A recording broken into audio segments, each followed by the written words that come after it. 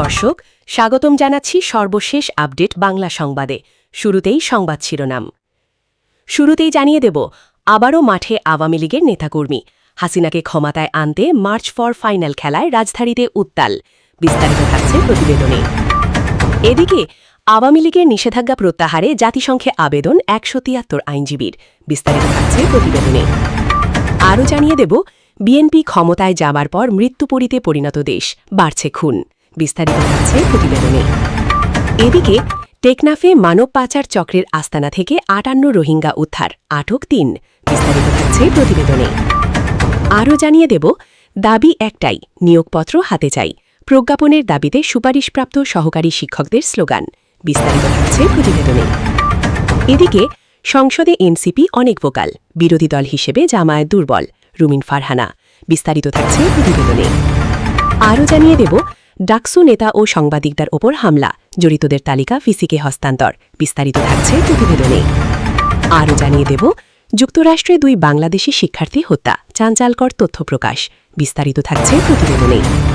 আরও জানিয়ে দেব, হরমুজ খুলতে ও যুদ্ধবন্ধে যুক্তরাষ্ট্রকে নতুন প্রস্তাব ইরানের। বিস্তারিত থাকছে প্রতিবেদনে।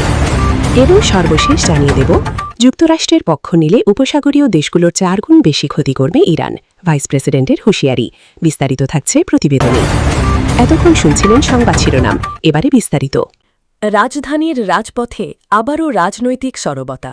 নতুন করে আলোচনায় এসেছে একটি কর্মসূচি, মার্চ ফর ফাইনাল, যাকে ঘিরে তৈরি হয়েছে ব্যাপক উত্তেজনা ও কৌতূহল। বিভিন্ন সূত্রে দাবি করা হচ্ছে, এই কর্মসূচিকে কেন্দ্র করে মাঠে নেমেছেন বাংলাদেশ আওয়ামী লীগের নেতাকর্মীরা, আর এর মূল লক্ষ্য হিসেবে দেখা হচ্ছে দলীয় শক্তি প্রদর্শন ও রাজনৈতিক অবস্থান জোরদার করা। এই পুরো আলোচনার কেন্দ্রে রয়েছেন শেখ হাসিনা।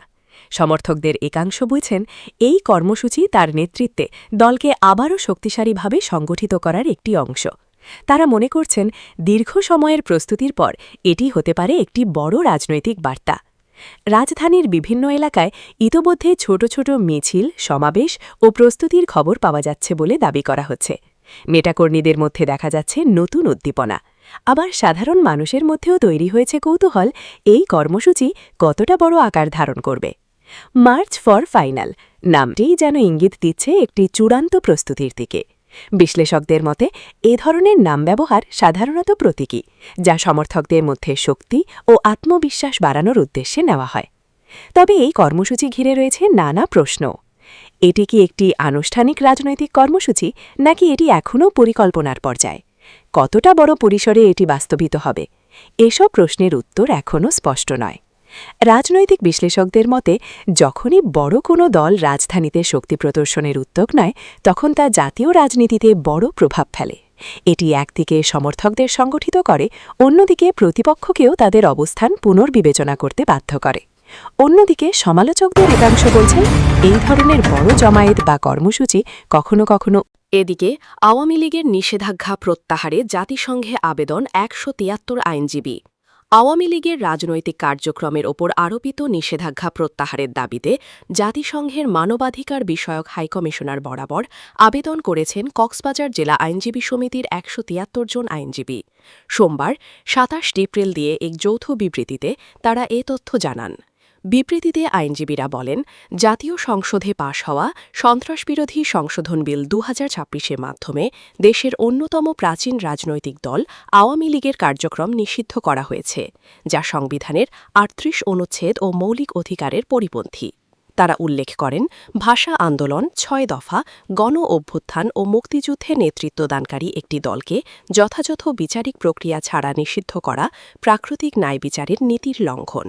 আইনজীবীরা জানান, আওয়ামী লীগের কার্যক্রম নিষিদ্ধের বিষয়টি আন্তর্জাতিক পরিসরে তুলে ধরতেই তারা জাতিসংঘের মানবাধিকার বিষয়ক হাইকমিশনারের কার্যালয়ে আবেদন করেছেন। আরও জানিয়ে দেব, বিএনপি ক্ষমতায় যাওয়ার পর মৃত্যুপরীতে পরিণত দেশ, বাড়ছে খুন। গত ১২ই ফেব্রুয়ারির পাতানো নির্বাচনের মাধ্যমে বিএনপি ক্ষমতায় আসার পর রাজধানী ঢাকাসহ সারা দেশ যেন এক মৃত্যুপরীতে পরিণত হয়েছে। একের পর এক নৃশংস হত্যাকাণ্ড ও বেপরোয়া সন্ত্রাসী কর্মকাণ্ডে জনমনে চরম আতঙ্ক বিরাজ করছে। প্রাপ্ত তথ্য অনুযায়ী চলতি মাসের প্রথম ১৫ দিনেই ঢাকায় অন্তত ১৬টি খুনের ঘটনা ঘটেছে। এর আগে বছরের প্রথম ৩ মাসেই ১০৭টি হত্যাকাণ্ডের সাক্ষী হয়েছে রাজধানী। মাসভিত্তিক হিসাবে জানুয়ারিতে ৩৬টি, ফেব্রুয়ারিতে ৩৮টি এবং মার্চে ৩৩টি খুনের ঘটনা ঘটে। পুলিশ সদর দপ্তরের তথ্য বলছে, শুধু ঢাকা নয়, সারা দেশেই খুনের হার আশঙ্কাজনকভাবে বেড়েছে। গত ৩ মাসে সারা দেশে মোট ৮৫৪টি হত্যাকাণ্ডের ঘটনা ঘটেছে। এর মধ্যে রাঙামাটির কুতুকছড়িতে সন্ত্রাসীদের ব্রাশ ফায়ারে ধর্ম সিং চাকমা নিহতের ঘটনা দেশজুড়ে আলোড়ন সৃষ্টি করেছে। এ ঘটনায় পুলিশের পক্ষ থেকে সন্ত্রাসীদের আইনের আওতায় আনার আশ্বাস দেওয়া হলেও বাস্তবে পরিস্থিতির কোনো উন্নতি দেখা যাচ্ছে না। সংশ্লিষ্টরা বলছেন, রাজনৈতিক পটপরিবর্তনের পর কারাগার থেকে জামিনে মুক্তি পাওয়া বিএনপির শীর্ষ সন্ত্রাসীরা এখন ঢাকার অপরাধ জগৎ নিয়ন্ত্রণ করছে। কিলার আব্বাস, পিচ্ছি হেলাল, সানজিদরি ইসলাম ইমন ও খন্দকার নাইম আহমেদ টিটনের মতো কুখ্যাত সন্ত্রাসীরা মুক্ত হয়ে নিজেদের আধিপত্য বিস্তারে মরিয়া হয়ে উঠেছে। মোহাম্মদপুর ও রায়ের বাজার এলাকায় পিচ্ছি হেলাল ও ইমনের অনুসারীদের মধ্যে বিরোধের জেরে আরও জানিয়ে দেব, দাবি একটাই, নিয়োগপত্র হাতে চাই। প্রজ্ঞাপনের দাবিতে সুপারিশপ্রাপ্ত সহকারী শিক্ষকদের স্লোগান। প্রাথমিক শিক্ষা অধিদপ্তরের মূল ফটকের সামনে অবস্থান নিয়ে দ্রুত নিয়োগের দাবিতে সুপারিশপ্রাপ্ত শিক্ষকেরা অবস্থান কর্মসূচি পালন করছেন। সুনির্দিষ্ট তারিখ ঘোষণা না করলে তারা অবস্থান ত্যাগ করবেন না জানিয়েছেন। এ সময় আন্দোলনকারীরা দাবি মোদের একটাই, নিয়োগপত্র হাতে চাই, আজকের মধ্যে প্রজ্ঞাপন দিতে হবে ইত্যাদি স্লোগান দেন। এর আগে প্রাথমিক বিদ্যালয়ের সহকারী শিক্ষক নিয়োগ ২০২৫-এ চূড়ান্তভাবে সুপারিশপ্রাপ্ত প্রার্থীরা দ্রুত নিয়োগের দাবিতে প্রাথমিক শিক্ষা অধিদপ্তরে স্মারকলিপি প্রদান করেন। অধিদপ্তরের মহাপরিচালক স্মারকলিপি গ্রহণ করেছেন। সোমবার বেলা ১১টায় আন্দোলনকারী সুপারিশপ্রাপ্ত শিক্ষকদের ৯ সদস্যের প্রতিনিধি দল স্মারকলিপি প্রদান করেন।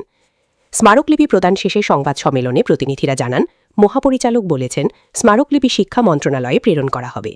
দ্রুত নিয়োগের ব্যাপারে সরকার ইতিবাচক বলে জানিয়েছেন তিনি। এদিকে অবস্থান কর্মসূচি স্থলের চারপাশে পুলিশ।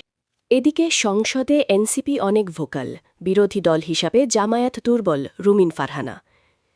সংসদে বিরোধী জোটের মধ্যে এনসিপি বেশি ভোকাল ভূমিকা রাখছে বলে মন্তব্য করেছেন ব্রাহ্মণবাড়িয়া ২ আসনের স্বতন্ত্র সংসদ সদস্য রুমিন ফারহানা। আবার জামায়াতে ইসলামীকে বিরোধী দল হিসাবে কিছুটা দুর্বল মনে হয়েছে তার। জার্মান ভিত্তিক গণমাধ্যম ডয়চে ভেলেকে দেওয়া এক সাক্ষাৎকারে তিনি এসব কথা বলেন। বিরোধী জোটের মূল্যায়ন প্রসঙ্গে রুমিন ফারহানা বলেন, আমি কে তাদের পারফরমেন্স জাজ করার? তবে আমার কাছে এনসিপির বক্তব্য থেকে মনে হয়েছে এটা আদর্শিক জোট নয়, এটি নির্বাচনী এবং কৌশলগত একটি জোট, যেটা এনসিপি বলেছে। অন্যদিকে জামায়াতের ভূমিকা তুলনামূলক দুর্বল বলে উল্লেখ করে তিনি বলেন, আমি সংসদে আর ১০ জন সাধারণ দর্শকের মতো যেটা দেখেছি। আরও জানিয়ে দেব, ডাকসু নেতা ও সাংবাদিকদের উপর হামলা, জড়িতদের তালিকা ভিসিকে হস্তান্তর। রাজধানীর শাহবাগ থানার ভেতরে ঢাকা বিশ্ববিদ্যালয় ছাত্র সংসদ ডাকসু ও হল সংসদ নেতা ও সাংবাদিকদের ওপর ছাত্রদলের হামলায় জড়িতদের চিহ্নিত করে অভিযুক্তদের তালিকা প্রমাণসহ ঢাকা বিশ্ববিদ্যালয়ের ভিসি অধ্যাপক ড ABM ঐবাদুল ইসলামের কাছে হস্তান্তর করা হয়েছে। সোমবার ২৭ এপ্রিল ভিসি, প্রো-ভিসি, কোষাধ্যক্ষ এবং সকল হলের প্রাধ্যক্ষদের প্রভোস্টের উপস্থিতিতে এ তালিকা জমা দেন ডাকসু ভিপি সাদিক কায়েমসহ অন্যরা। তালিকা হস্তান্তরের সময় ডাকসু নেতারা প্রশাসনের কাছে ৬টি সুনির্দিষ্ট দাবি উত্থাপন করেন। দাবিগুলো হল, আরও জানিয়ে দেব, যুক্তরাষ্ট্রে ২ বাংলাদেশি শিক্ষার্থী হত্যা, চাঞ্চল্যকর তথ্য প্রকাশ। যুক্তরাষ্ট্রের ফ্লোরিডা অঙ্গরাজ্যের ইউনিভার্সিটি অফ সাউথ ফ্লোরিডায় অধ্যয়নরত ২ বাংলাদেশি শিক্ষার্থী জামিল আহমেদ লিমন ও নাহিদা সুলতানা বৃষ্টিকে নৃশংসভাবে হত্যা করা হয়েছে। এই ঘটনায় লিমনের রুমমেট যুক্তরাষ্ট্রের নাগরিক হিশাম আবু ঘারবেকে গ্রেফতার করার পর একের পর এক চাঞ্চল্যকর তথ্য সামনে আসছে। প্রায় ১০ দিন নিখোঁজ থাকার পর গত শুক্রবার ২৪ এপ্রিল টাম্পার হাওয়াক ফ্র্যাঙ্কলিন ব্রিজে লিমনের মরদেহ পাওয়া যায়। রোববার ২৬ এপ্রিল হিলসবরো কাউন্টি আদালতে দাখিল করা নথিতে বলা হয়, বাংলাদেশি পিএইচডি শিক্ষার্থী লিমনকে ধারালো অস্ত্রের একাধিক আঘাতে হত্যা করা হয়েছে। আবেদনে প্রসিকিউটররা জানান, মামলার প্রাথমিক প্রমাণে অভিযোগের ভয়াবহতা স্পষ্ট। এ কারণে প্রধান সন্দেহভাজন ব্যক্তিকে বিচার শেষ না হওয়া পর্যন্ত কারাগারে রাখার দাবি জানানো হয়। আদালতে জমা দেয়া নথি অনুযায়ী লিমনের মরদেহ উদ্ধার করা হয় হাওয়ার্ড ফ্র্যাঙ্কলিন সেতু থেকে। এই ঘটনায় লিমনের রুমমেট হিশাম আবু ঘারবের বিরুদ্ধে ২টি প্রথম ডিগ্রি পরিকল্পিত হত্যার অভিযোগ আনা হয়েছে। এই ঘটনায় আরেক বাংলাদেশি শিক্ষার্থী নাহিদা সুলতানা বৃষ্টি এখনও নিখোঁজ। তাকেও অভিযুক্ত ব্যক্তি হত্যার পর দেহ কয়েক টুকরো করে নদীতে। আরও জানিয়ে দেব, হরমুজ খুলতে ও যুদ্ধ বন্ধে যুক্তরাষ্ট্রকে নতুন প্রস্তাব ইরান। যুক্তরাষ্ট্রের সঙ্গে শান্তি আলোচনায় অচলাবস্থা কাটাতে নতুন একটি প্রস্তাব দিয়েছে ইরান।